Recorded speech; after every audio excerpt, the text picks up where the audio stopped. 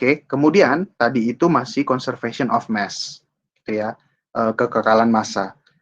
Dalam persamaan aliran kita juga harus consider yang namanya persamaan konservasi momentum, gitu ya. Jadi ada kekekalan momentum, gitu ya. Nah, kekekalan momentum itu sebenarnya cukup kompleks gitu ya, dan itu ada namanya Navier-Stokes equation gitu ya. Mungkin ini kalian pelajari di mekanika fluida atau peristiwa perpindahan gitu ya.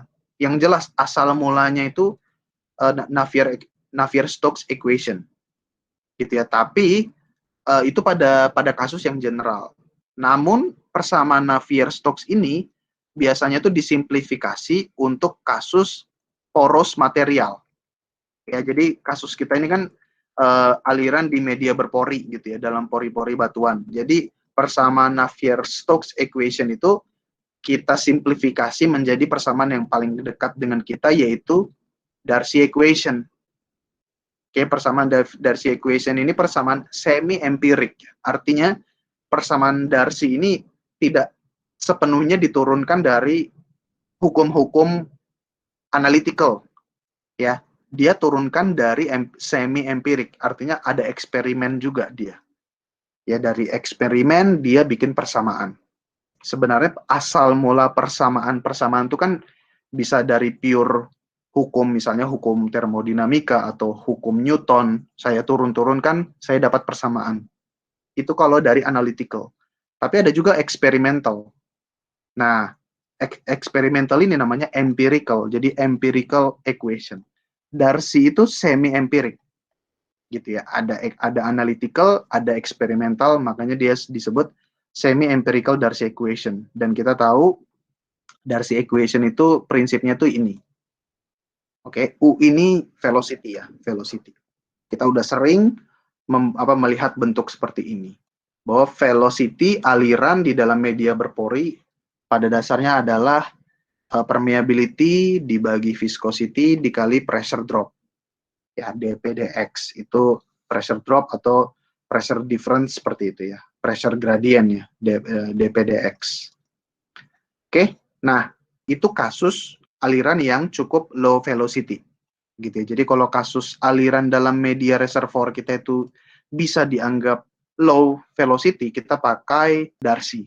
Tapi ada kasus juga kalau high velocity flow, biasanya ini di sumur-sumur gas gitu ya, alirannya itu sangat turbulen, makanya kita pakai persamaan Foreigner. Oke, semua materi ini ada di note yang saya berikan ke kalian gitu ya. Jadi bisa dibaca lagi. Nah, persamaan Foreigner itu seperti ini. Gitu ya, dengan N dipropos oleh Muscat itu 2. Oke ya.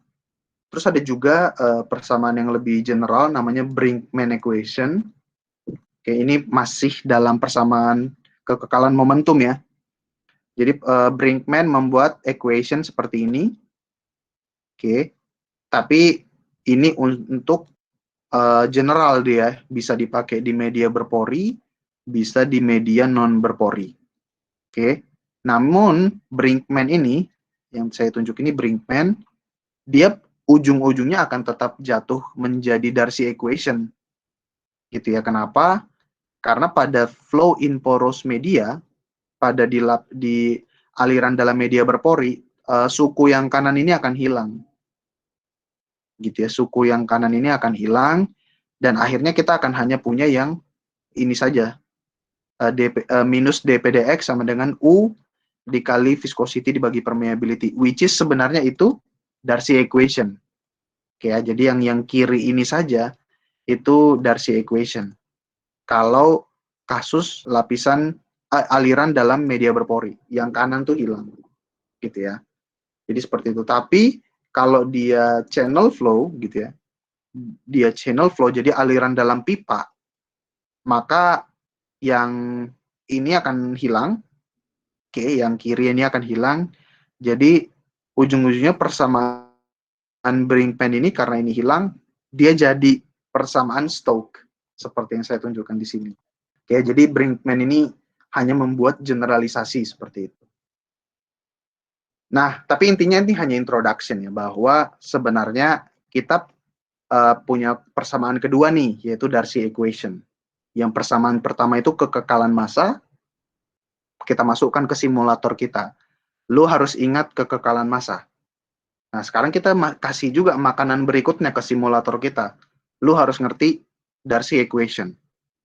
Oke, gitu ya. Jadi, dia akan membuat perhitungan Darcy equation. Nah, sekarang kita kasih dia makanan lagi, gitu ya, yaitu persamaan baru. Tapi tadi ada persamaan kekekalan energi, Pak, gitu ya. Nggak ada. Kekekalan energi sudah nggak perlu kita consider, karena sebelumnya kita udah bikin asumsi isothermal, gitu ya. Oke, jadi 3 kekekalan, jadinya dua kekekalan aja kita masukkan ke dalam simulator kita. Kekekalan massa dan kekekalan momentum.